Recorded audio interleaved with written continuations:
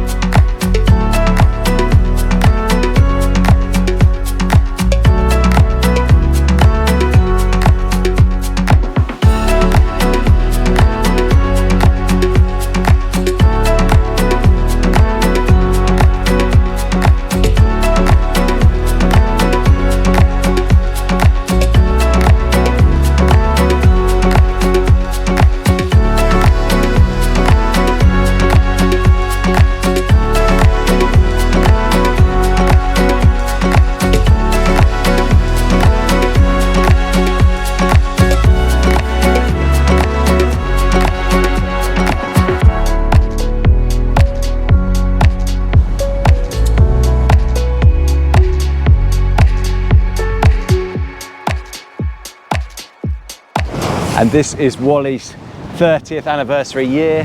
This is the biggest sailboat to be launched since the brand was bought by the Ferretti Group 3 years ago.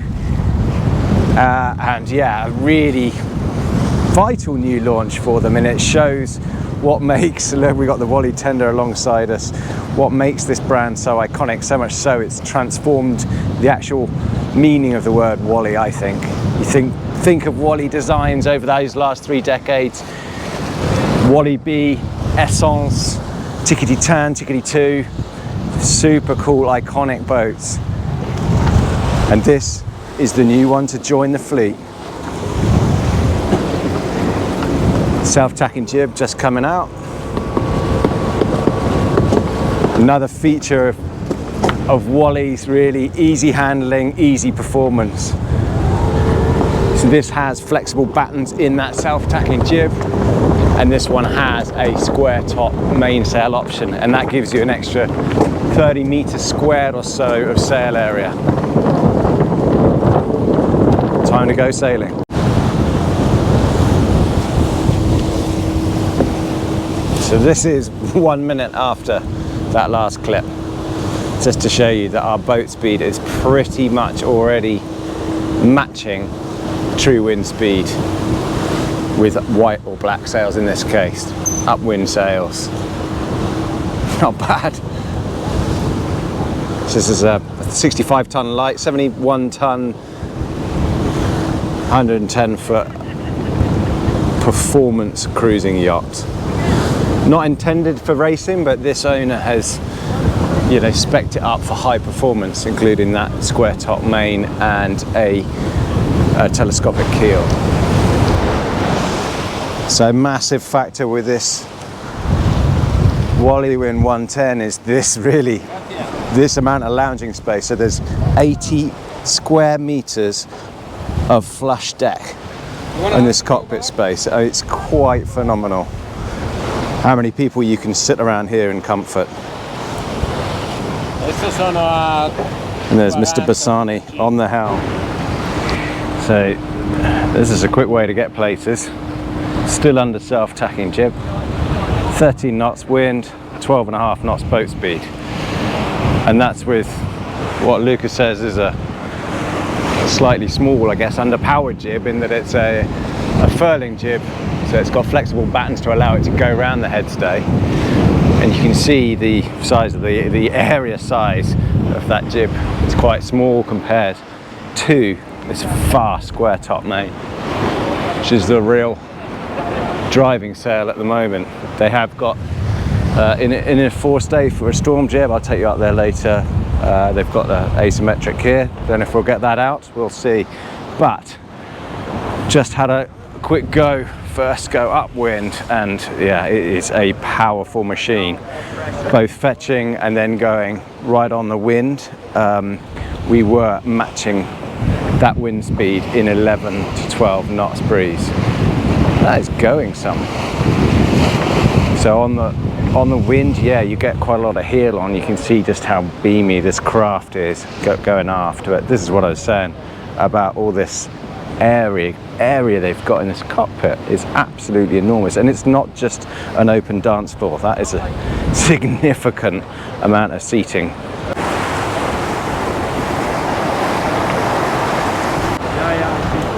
And in case you're wondering why all of these sun pads don't blow off, well, the crew, the designers and builders have thought about that. They're all pinned down, but significant pins going through the deck there, so those stay in place.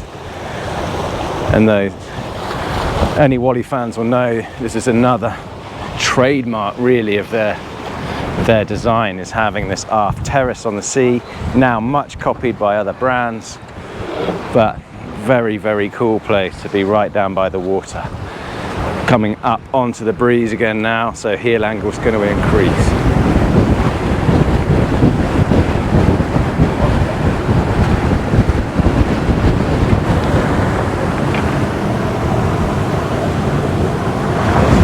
So this is the Wally experience. 30 years of building these carbon fiber performance cruising yachts. And as Luca Basani said, this is the best one they've delivered yet, because all the learning has gone into this, and you feel it on the wheel here. This is what I picture Wally's being: one person on the wheel, being able to steer and trim a 100-foot or more performance yacht like this. It's really a money can't buy experience. And yeah, we've just been sailing here in 11, 12, 13 knots, true breeze, flat waters, perfect conditions. Cut boats have just finished, and we're having a proper lovely yacht out here. The boat's been heeled over, we've been going upwind, fetching and reaching, and we're just really matching those wind speeds all the time, and it's a real joy. You can see here I've hardly got any helm on at all. We're now sort of beam reaching at the moment, again matching the 12 and a half knot true wind speeds. And this is what it's about. It's about either standing up on that platform or sitting here, and you've got this perfectly angled button, sort of piano of buttons to play with for trim, and particularly the main sheet fast in out. Those are the ones you're going to be using a bit, and both that and the jib sheet, like Wally have always done on Caraboni Magic trim systems, you just push a button and you control it. So it's yeah, effortless, fast cruising with a big smile on your face. And this is where you trim from, and yeah, this is the experience looking forward.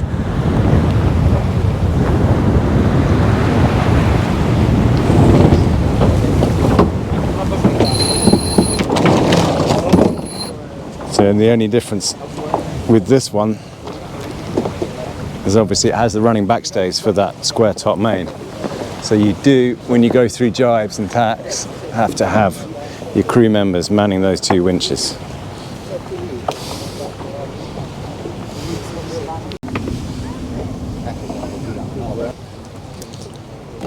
So the self-tacking jib is on this primary here. So once it's locked off, it's then on the Magic trim hydraulic pistons, which live under here. There's a technical room under here which has the Magic trim, big cylinder for the Magic trim of the main sheet, and for the jib sheet as well.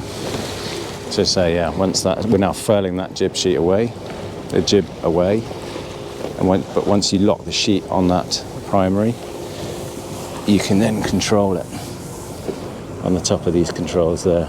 So then you know you're on, when you're on these white sails, you're on just your main sheet, fast and slow, in your jib sheet, and that fast one, it is particularly fast.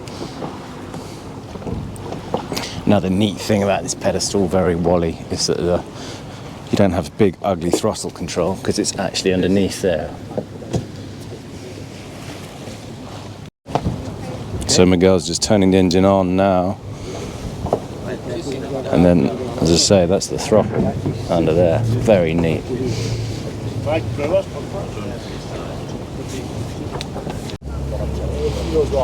Another couple of neat features to point out here, very Wally-esque. With the spray hood up, you obviously can't see the middle mast base numbers, so they've added these screens on the back of the guest cockpit backrests here. So you've got those two each side. As well as that, you have these screens here, and these fold down as well to keep that flush bulwark top. It's very, very neat indeed. So you have numbers wherever you are. If you're sitting here on the wheel, you've got your screen here. You can clearly see those screens in front, and you can there's only one number I can't see out of the 4 of the mast base readouts with the spray hood up. What's interesting as well is, despite having a dozen or so people aboard today sailing, that's with no one in the guest cockpit. There's so much seating and lounging space. It's really fairly astonishing. But you can find, comfortable spots. Obviously nicer when the boat is flatter, but these ones here, for example, when you're on the windward side, sitting here, very, very comfortable spot. And as I said, it doesn't feel too precarious as well, because you've got these lovely high bulwarks, a feature that Wally has often had in its yachts. So as we come into port, still under engine, but while there's no one down here, quick look inside this very, very beamy saloon. We had the America's Cup on there. Big hull windows. So designed by Wally in-house. Eurovolic hull, but exterior and interior designed by Wally. And it's very Wally, as you can see. It's the owner of Galma before. Has had Tickety 2 and Galma, which is the old Y3K. So an experienced Wally owner for the last 17 years or so. Look at this, clear coat carbon soles. Only Wally. Lovely skylights. See a rig above there. Yet more carbon. There's the mast base piercing there. So then from the saloon and dining area there, it's 2 steps down into what would normally be a snug or something, I think. This owner has a very well stocked bar.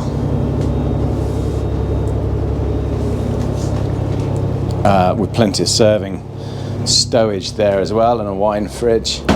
And then you have a guest cabin on this one there, and then into the owner's quarters. Now this could be all one big sort of super suite, one big owner's area forward of the mast base. That this has the 4th cabin. You have an entranceway and you're into the master cabin itself. And because it has that 4th cabin, it's not a massive cabin. I mean, I don't really know how big one needs one's bed area, but it seems plenty big enough to me. Your headboard's aft on that bulkhead, so it's far enough aft not to be a big area of pitching. And then big walk-in shower area and heads here forward. As I say, there is a lot of clear coat carbon. So this built as past Wallies have been in Forley, and they are composite experts, so pre-preg build throughout. And there's, you can see stowage all around us here, but also his and hers big tall hanging lockers each side in this entrance area. Yeah, so if you didn't want to have this 4th cabin here. That would be one huge heads area, so one massive bathroom, and then you wouldn't have that bathroom further forward, so all of that would be cabin space if you wanted it. As it is, you got a twin, ensuite twin guest cabin up here, keeping that carbon clean. It's going to be a tricky job for the crew. Obviously marks are going to show up easily. You go down to 3 steps from that raised saloon, so that is a proper raised saloon with all the engineering below there, and then identical cabins. So twin, or imagine double guest cabins either side here. This is the other guest cabin, same as the other off one. I just wanted to show you. I don't know if you noticed these on the floor, but they are great. So that is just put your toe on that, and that's your doorstep. It just pops out of the floor. So the beauty of that is you do it with 1 foot, and you don't have to use an awkward thing using 2 hands trying to open or close the door. And then after this is all crew area. So you got a good passageway here leading aft, and that's your mess area, and everything's sort of multi-purpose, so that you can sit your 4 permanent crew on this, and they get an extra crew in when the boss is on. So you can sit for your 4 on that, or they use the chart table stool there to put a seat a 5th. You can use the table as an ironing board. There's stowage all around here. The stowage is up to about a meter and a half deep below the soles there for bottles, tins and dried goods and that sort of thing. This is all can't open it because we're at sea at the moment, but that is all your electronics and fuses behind there. And then just a really good setup to have for a crew area, in that you have tried and tested private access aft. You've got a chart table area, a desk with that stool that joins up to it, and a good size galley, full gimbaling carbon boat, full gimbaling stove, and seaworthy enough with the fiddles and the sea section in here for the chef to brace whilst working on either tack. Loads of refrigeration, and there's yet more in the tender garage. And then in terms of accommodation, you have basically exactly the same 2 crew cabins here, which are Pullmans, and it's exactly the same on the other side, and skipper's cabin in there, so you can sleep 5 crew easily enough. So then between the saloon and the crew accommodation, you got the door here, guest cabin, into the technical area of the engine room, and then the door into the half-height engine room itself. And as I say, this is all contained below that raised saloon area. So you don't have standing headroom or anything like that, but you've got the benefits are the blowers are on because we've just come back into port. You've got the benefit of all that beam, and it's been meticulously laid out as well. So you've got 425 horsepower Cummins main engine there, and then 27 kilowatt Cummins genset each side. Both of those have a pitot on the back of it, power takeoff unit, and they are delivering the power to either the hotel loads or the hydraulics. So basically, when you sail, you've always got those running. There's your 125 litre hydraulic oil tank, used for obviously magic trim systems, the winches, the bow thruster, and the keel. And then you might be able to see the keel behind these filters here. That is the keel head for the telescopic keel, and that's an APM telescopic keel, APM in Italy with Caraboni hydraulics. There's your water maker filters and your water maker, and basically everything's doubled up. So doubled up gensets, doubled up BTOs, doubled up water makers. There's a neat air conditioning compressor unit there as well. Fresh water filters. It's yeah, it's been very tidily laid out, and Lois, the engineer, so Miguel and Lois worked on the owners.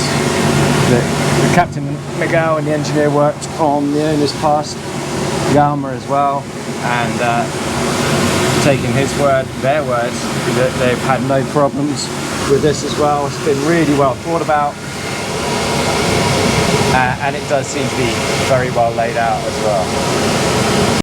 And this is still all carbon, all pre-preg carbon. It's just painted white in here so you can see what you're doing.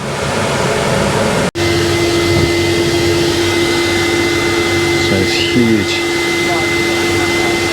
garage roof open, just filling up these massive fenders as we head into port.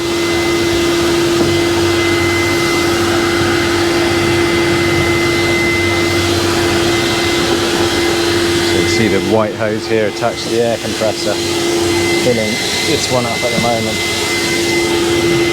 Also in here you got dinghy outboard, 3.5 meter Zodiac over on the other side.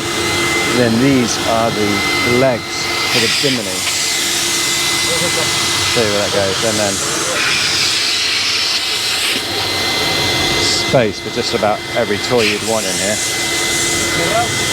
So you've got 2 extra fridges, one here and one on the other side.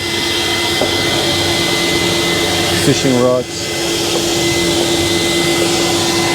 sets, spare sails, dive kit.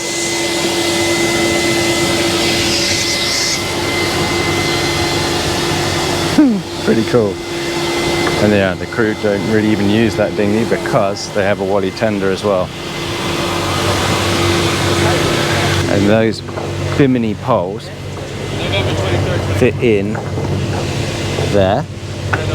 Carbon piles go in there. And the bimini covers and links up with that spray hood essentially. So the forward pole goes up just there forward of the spray hood, and then this covers this whole guest area, and you can leave that up into about 25 knots of wind.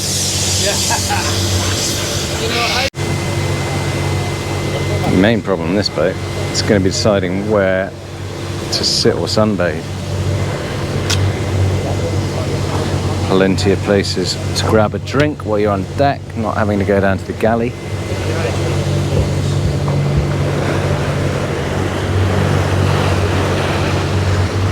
The spray hood obviously collapses into this well, forward here as well. And then yeah, a lot of nice teak work going on. Future Fibers EC6 rigging, pool spars, quadruple spreader rig, very tall. So this has an extra 1.5 meters taller mast than Y3K, the 101 footer I think it was before. The Udall-Vollick designed hull shape was designed initially for Y3K, well the 100 footer, which is very much a racing cruising boat, and Wally wanted that adaptable to this 110. So what happens is they add that extra 7 feet essentially of overhang to that mold. So I'm with the founder and designer of the boat and the founder of Wally brand, Luca Basani. Luca, this is the 30th anniversary of Wally. Absolutely, yes. I've had the privilege of knowing you for nearly 20 years of that, but I know you've said that this is the best Wally you have delivered, and I'm wondering if you can tell us a little bit more about why that is. First of all, I have to say that day after day, I'm even more convinced about what I said, that this is the best Wally ever built. Why the best Wally? Because it's the best compromise between cruising and performance. This has always been my goal with Wally, trying to to produce boats that could be very fast or fun for the sailor, for the owner, but also comfortable for going cruising.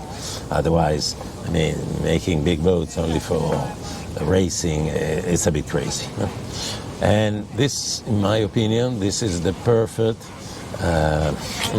optimization between the two goals, the performance. Because as a real cruiser, this boat is able, as they did, I mean, the owner did during his cruise, just with the mainsail and jib, they've been doing 22, 23 knots easily. We haven't yet raced on the boat. Probably we will never race on the boat, because once they get this kind of speed, they don't need to spend all the money for the crew, for the sails like that, just to get to that point of performance. Usually the owners always love to do sailing just to prove which are the real performances, the maximum performances of his boat.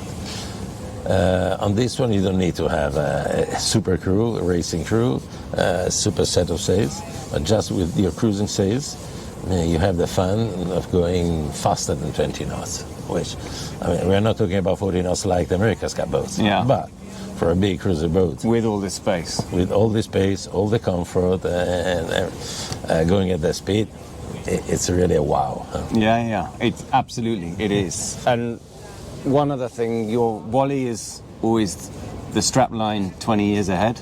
So what is going to come in 20 years? What's the next thing for Wally?